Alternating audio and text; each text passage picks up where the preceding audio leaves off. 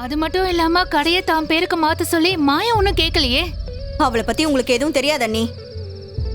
தான் பேர்ல மாத்திக்கணும்னு அவ சொல்ல மாட்டா, ஆனா புருஷனை சொல்ல வைப்பா. அதான் அவ. அப்படின்னா அவ பேர்ல மாத்திக்கிறவளா இருந்தா உன் பேரை அவ எதுக்கு சொல்லணும்? இத பாரு பத்மா, மாயாவை பொறுத்த வரைக்கும் சீனு முன்னேறணும், அது மட்டும்தான் அவளுக்கு வேணும். நீதான் அதை புரிஞ்சுக்க மாட்டேங்கிற. படிச்ச பொண்ணுக்கு தான் அந்த ஆர்டர் கிடைக்கும்னு அவளுக்கு முன்னாடி தெரியுமா தெரியாதா? சீனு சொல்லிதான் தெரிஞ்சுக்கிற மாதிரி அப்படியே என்னமா நடிப்பு நடிக்கிறா? எல்லாமே நாடகம். உங்களுக்கு தான் எதுவுமே புரிய மாட்டேங்குது. அக்கா, பத்மா அன்னைக்கு பிடிக்கலன்னா விட்டுற வேண்டியது தானே. எதுக்கு இப்படி தேவையில்லாம நீங்களும் வந்து அண்ணியை கட்டாயப்படுத்துறீங்க? நான் சீனுவோட நல்லதுக்காக தான் பேசிட்டு இருக்கேன். மாயாவோட நல்லதுக்குன்னு சொல்லுங்க. ஏன்னா மாயா உங்களோட தங்கச்சி பொண்ணு. அவ பேர்ல எல்லாத்தையும் எழுதி கொடுத்துட்டு என் புள்ள அவ பின்னாடியே ஒன்னொன்னுக்கு கையேந்திட்டு நிக்கணும். அதுதானே உங்களுக்கு வேணும்? பத்மா, என்ன பேசுற நீ? பின்ன என்ன நீ? உத்தியோகம் புருஷ லட்சணம்னு தான் சொல்லியிருக்காங்க, பொண்டாட்டி லட்சணம்னு யாரும் சொல்லல. அதனால என் புள்ள லட்சணத்தோட இருக்கணும்னு ஆசைப்படுறதுல என்ன தப்பு இருக்கு? இங்க பாருங்க, அவன் கடை அவன் பேர்ல தான் இருக்கணும். இதுல எந்த மாற்றமும் இல்ல. இங்க பாருங்க அண்ணி. பார்வதி, போதும். நீ தேவையில்லாததை பேசி பத்மா மனசுல நஞ்சு கலந்துட்டு இருக்காத. அது ரொம்ப ரொம்ப தப்பு. ஹலோ மா. தனா, என்ன இவ்ளோ சந்தோஷமா பேசுற? என்னாச்சு? முதல் ஆர்டர் கிடைச்சிருக்குமா, முதல் பேமெண்ட்டும் வந்தாச்சு. எல்லாம் உன்னோட ராசிதாமா. ஏன் ராசி இல்ல, உங்க 2 பேரோட ராசின்னு சொல்லு. நீங்க 2 பேரும் இன்னும் மேல மேல உயரணும்டி, நிறைய சம்பாதிக்கணும். உங்க அப்பா அவரே உங்க 2 பேரையும் வீட்டுக்கு அழைச்சிட்டு வரணும். கண்டிப்பா நடக்குமா. ஆமா, மாயா இருக்காளா? சீனோ மாயாவும் வெளியே போயிருக்காங்க. சரிம்மா, அவ வந்ததுக்கு அப்புறம் கால் பண்ணி பேச சொல்லு. கண்டிப்பா சொல்றேன். சரிம்மா, நான் வச்சிடுறேன். சரிதனா. சரி.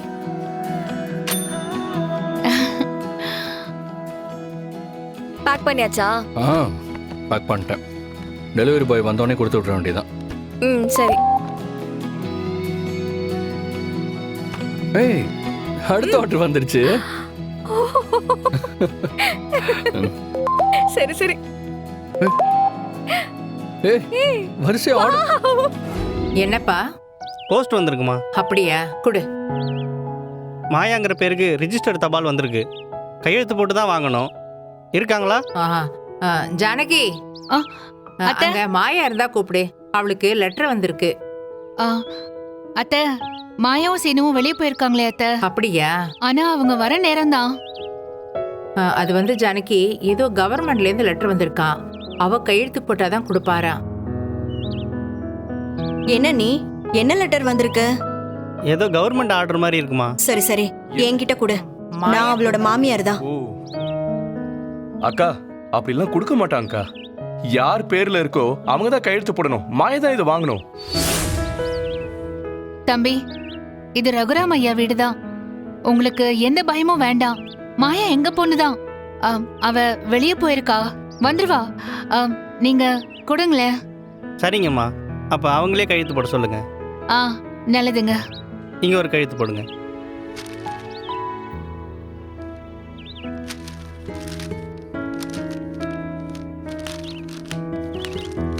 என்ன லெட்டரா இருக்கும்? கவர்மெண்ட் ஆர்டர்னு சொன்னா. இதோ வந்துட்டாங்களே.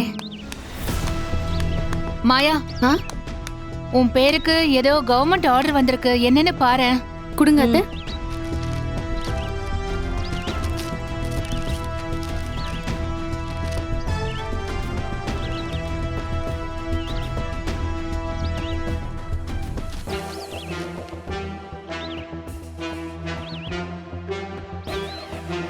கம்பெனியை மாயா பேருக்கு மாத்திட்டு அவ பேர்ல அப்ளை பண்ணிருந்தேன். அதான் கவர்மெண்ட் ஆர்டர் கிடைச்சிருக்கு.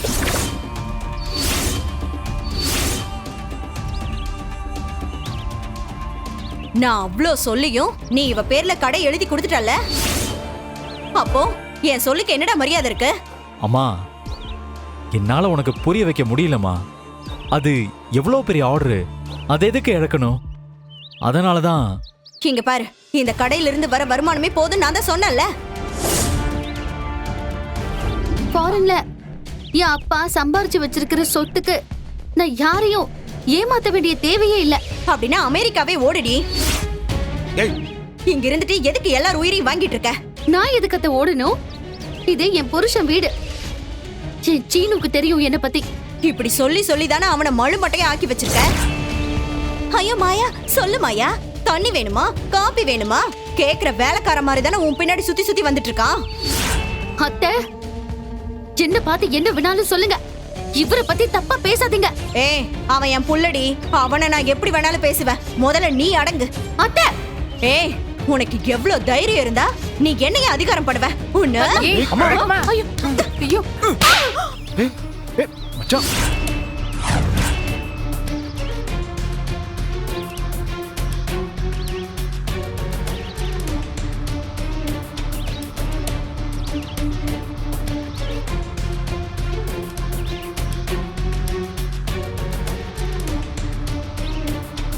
என்ன மச்சான் சட்டன் இப்படி கைய நீட்டிட்டீங்க? என்னதான் இருந்தாலும் கட்டின பொண்டாட்டிய கை நீட்டி அடிக்கிறது தப்பு மச்சான். நான் சிவாவையே எத்தனை தடவை கண்டிச்சிருக்கேன். இப்போ நீங்களும் இப்படி பண்ணா எப்படி? என்னோட பொறுமையை ரொம்ப சோதிச்சுட்டா மச்சா. நானும் பார்த்துக்கிட்டே இருக்கேன், ரொம்ப ஓவரா போய்கிட்டு இருக்க. ஏடி, அவங்க புருஷன் பொண்டாட்டிக்குள்ள என்னமா பண்ணிட்டு போறாங்க? அதுக்குள்ள நீ ஏன் பூந்து நாட்டாம பண்ணிக்கிட்டு இருக்க? என்னையே அடிச்சிட்டீங்கல்ல. கல்யாணம் ஆகி இத்தனை வருஷத்துல என்ன நீங்க கை நீட்டி இது வரைக்கும் அடிச்சது இல்ல. ஆனா இத்தனை பேருக்கு முன்னாடி என்ன அடிச்சிட்டீங்கல்ல. இனி நான் எதுக்காக இங்க இருக்கணும்? நான் போறேன் அடியா, நான் இங்கிருந்து போறேன். ஐயோ கடவுளே! அம்மா, என்ன பண்றீங்க? கீழே இறங்குமா?